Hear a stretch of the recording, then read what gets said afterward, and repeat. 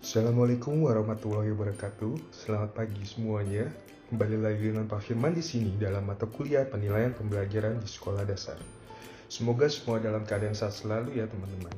Sebelum kita melakukan pembelajaran hari ini, ada baiknya kalian berdoa sesuai dengan agama dan kepercayaan masing-masing agar ilmu yang Pak Firman berikan hari ini dapat bermanfaat untuk kalian semua. Hari ini kita akan membahas bagaimana menguji validitas dan reliabilitas instrumen penilaian kognitif yang sudah kalian buat. Harapannya agar kedepannya nanti instrumen yang sudah kalian kembangkan dapat terstandarisasi serta teruji dengan baik sehingga instrumen tes yang kalian kembangkan memiliki kualitas yang layak untuk digunakan di lapangan. So, mari simak baik-baik video pembelajaran Pak Firman hari ini ya teman-teman. Dalam pembuatan suatu tes harus diperhatikan reliabilitas dan validitas instrumen tersebut. Atau dengan kata lain, soal tersebut harus diuji coba terlebih dahulu sebelum kita gunakan. Uji coba tersebut harus dilakukan pada kelompok lain, tapi memiliki karakteristik yang serupa dengan kelompok yang akan diberikan tes. Hasil uji coba tersebut berfungsi untuk mendeteksi kekurangan dari tes yang telah dikembangkan sebelum digunakan. Namun teman-teman, sebelum kita melakukan uji validitas dan reliabilitas, ada baiknya kita perlu menguji daya beda dan tingkat kesukaran pada item soal yang kita kembangkan. Item soal yang memiliki kualitas rendah harus kita revisi. Untuk mengetahui suatu butir tergolong sukar, sedang, dan mudah, dilakukan pengujian dengan menggunakan persamaan sebagai berikut. Jika kita amati, nilai P merupakan indeks kesukaran dan R merupakan banyaknya siswa yang menjawab soal benar. Sementara itu, T itu merupakan jumlah seluruh siswa peserta tes.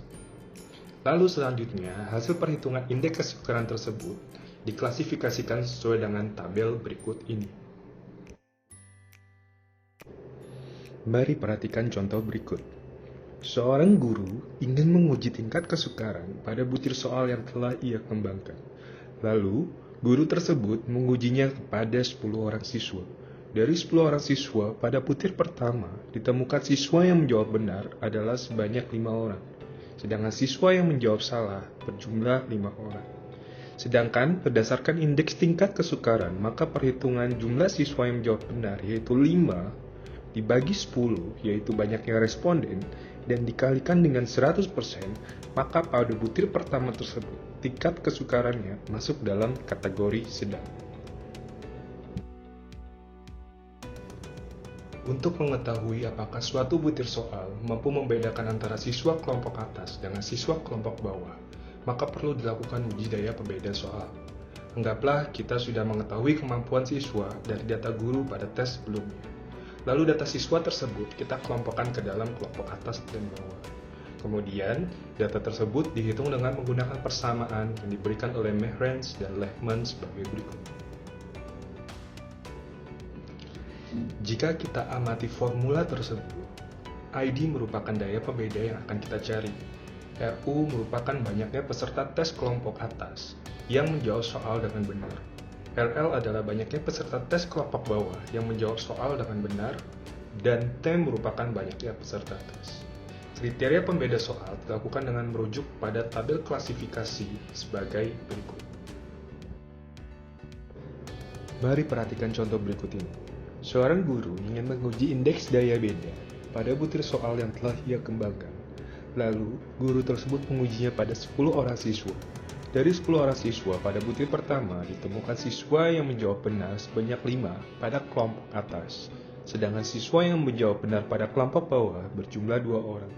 Sehingga berdasarkan indeks daya beda, maka pada butir pertama tersebut masuk dalam kategori item yang sangat baik.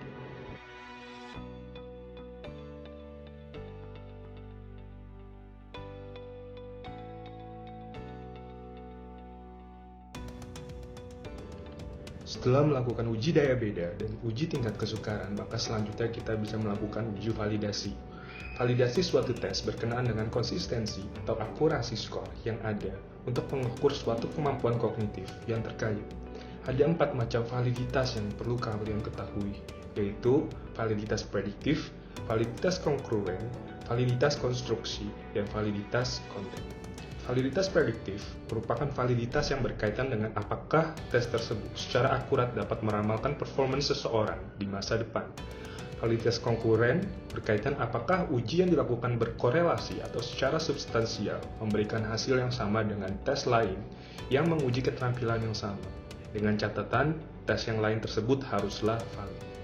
Validitas konstruk berkaitan dengan apakah tes tersebut konstruksinya memadai untuk mengukur keterampilan yang akan dinilai atau pengetahuan yang akan kita nilai.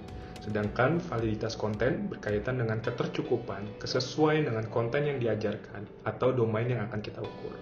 Validitas konten ini didasarkan pada penilaian dari orang yang lebih profesional atau pakar pada aspek yang akan dinilai.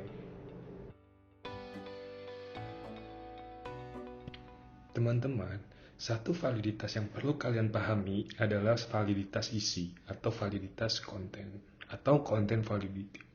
Validitas isi merupakan validitas yang diestimasi lewat pengujian terhadap kelayakan atau relevansi isi tes melalui analisis rasional oleh panel yang berkompeten atau melalui expert judgment atau yang kita kenal dengan penilaian ahli. Validitas isi atau content validity memastikan bahwa pengukuran memasukkan sekumpulan item yang memadai dan mewakili yang mengungkapkan sebuah konsep.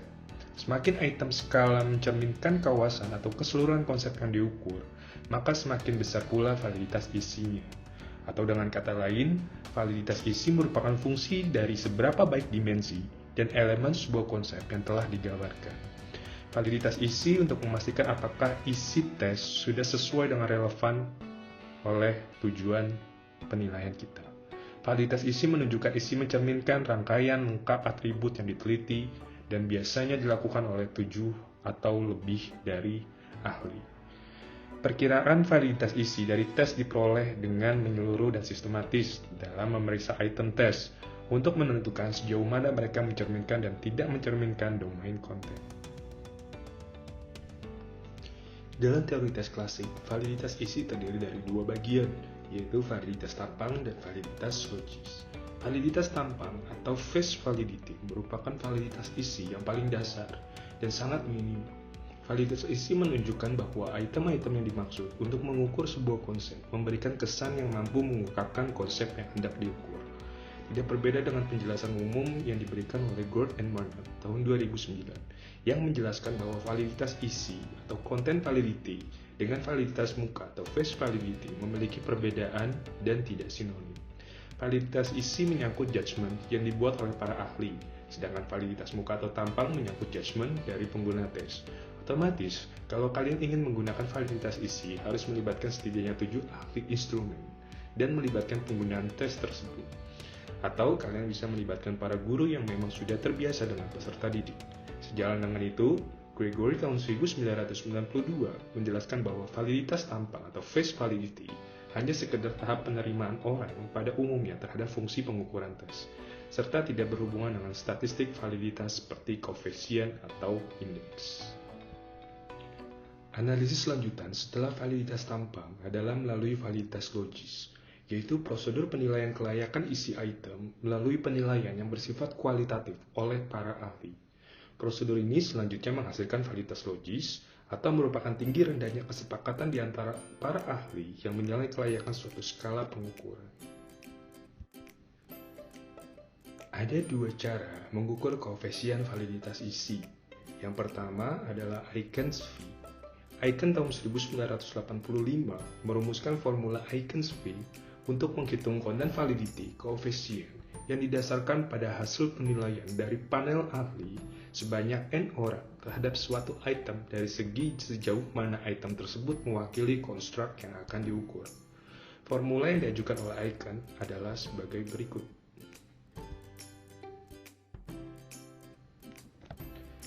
Jika kalian amati, LO merupakan angka penilaian validitas yang terendah, misalnya 1, C merupakan angka penilaian validitas tertinggi, misalkan 5, dan R adalah angka yang diberikan oleh para penilai. Untuk mengetahui lebih lanjut mengenai validitas Aikens V, mari teman-teman simak contoh berikut ini. Dalam tabel, terlihat bahwa terdapat 5 item yang akan dinilai oleh 7 ahli dengan menggunakan skala 1-5, di mana Nilai 5 merupakan nilai yang dapat diberikan oleh ahli tertinggi, dan nilai 1 merupakan nilai terendah yang dapat diberikan oleh para ahli. Sehingga, bila kita masukkan ke dalam rumus Eigen-Schwick, maka akan didapatkan nilai-nilai berdasarkan tabel tersebut. Untuk mengetahui apakah item tersebut valid atau tidak, kalian harus membandingkan nilai-nilai yang diperoleh tiap butirnya terhadap tabel Eigen, yang menunjukkan berapa banyak letters atau penilai dan berapa banyak rentang skala yang kalian gunakan. Mari kita lihat pada tabel berikut ini.